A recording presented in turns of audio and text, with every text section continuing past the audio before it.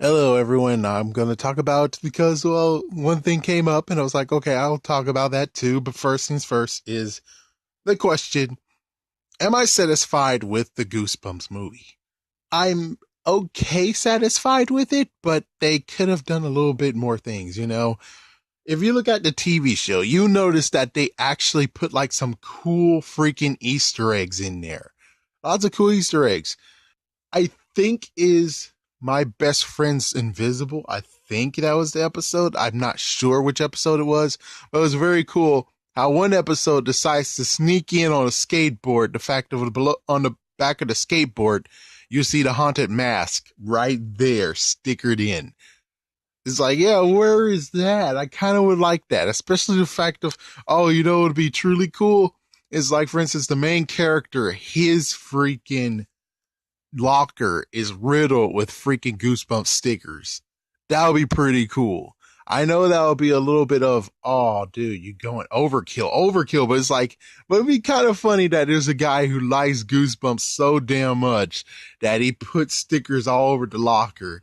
And, well, the main character, because the guy most likely graduated or something, those stickers are still present. And of course, I think they have to make them look wear and tear, you know? But it would be very, very cool if they could do it. And like I said in the previous video talking about this, is I really would like to have had that his hat, yeah, the hat the freaking auntie decides to give him. It would have been very, very cool if you embroidered a G on there, you know? And she forgot his name and said, oh, I thought your name was Gregory. Oop, my bad. It's like, yeah, there you go. There is your window to actually get her to embroider a freaking G on the hat. Thus, just like how it was back in the day where they're like, put some G on that thing. That freaking damn, let's get invisible. There's a G on his hat. Um, uh, Welcome to Dead House. The girl had a G on her hat, and there's many more that I don't even like recall, but they put G's everywhere. It's like G is everywhere. Why didn't you do that in the movie? I may never freaking damn know. It would be cool if you just would have had G's like in a few places where it's like, oh yeah, we put a few G's around. It's like, you guys got to look at Easter egg. It's like some good G's hidden. It would be very, very cool. It would have been truly cool if we would have done that. It would have been truly freaking damn cool. But instead, okay, sure, why not? Nothing. Now we get to the freaking TV show theme song. So the TV show theme song was not used in the movie, but it was kind of negotiated, but they didn't do it.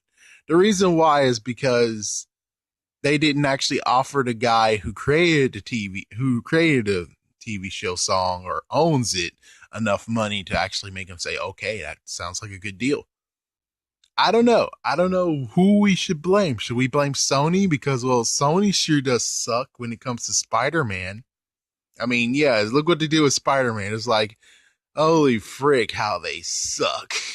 And it's like, for some reason, they kind of not even giving any freaking whatever responsibility to Goosebumps at all, because they look, no merchandise whatsoever. But besides, we could just go on Sony and keep on ranking and saying you suck. I have to also ask the person who created the song. I'm like, hey, dude, it's not, shouldn't be about freaking getting a lot of money out of it. It shouldn't be about that. It should be about fan service. I know that sounds horrible to you, dude, and I know you want to get your money's worth, but you really got to remember fan service is more important than actual money. I mean, fans will remember that. Fans will remember that. Be like, hey. And it's like, oh, so it could have been there, but you decided to turn down the little money they would give them. It's like, how much money are you getting from it these days? Are you using the freaking thing properly? It doesn't seem like it. I mean, to me personally, it's like, dude, you know what you could have done with that freaking music? What you needed to do is the following: allow freaking Sony to use it. Yeah, but also, along with having them, they get allowed to use it, you should also release on iTunes, man. Get a better remastered version of the original theme song, the one used for Ultimate Goosebumps. Release that too on iTunes. make a better version with some solos and everything. It's like, look at everyone who actually is inspired by your song. It would be very, very cool to actually hear what solo you can create, and you can actually make it an actual song instead of just a theme song that's half of it. It's like, that would be cool. In Ultimate Goosebumps, you could do the same thing. You have 4 songs, and you can even patent it and say, here's my album, $5 or $10. I don't know how much money you really want to get from it, but I'm just saying, if you do that, lots of people would be overjoyed and download it and keep it, especially the ones that you decide to add more to it. That would be very, very cool. It'll be even cooler if you have like, oh, I actually did one theme song before that, or we did 2 theme songs before that, and it would be cool like to have like 2 extra tracks where it's like, oh yeah, here's the 2 theme songs I created for this series until I got this one. It's like, it would be very, very cool where it's like, yes, you have your own CD out. Your CD might be $10, and well, I bet there's going to be thousands upon thousands who are buying it. And hopefully that actually will make up for Sony being a total cheapwad. I mean, I don't know. It's like, dude, are you really thinking about this? Were you really thinking? And it's amazing that Slappy is actually, to create Slappy, it was worth $40,000. $40,000.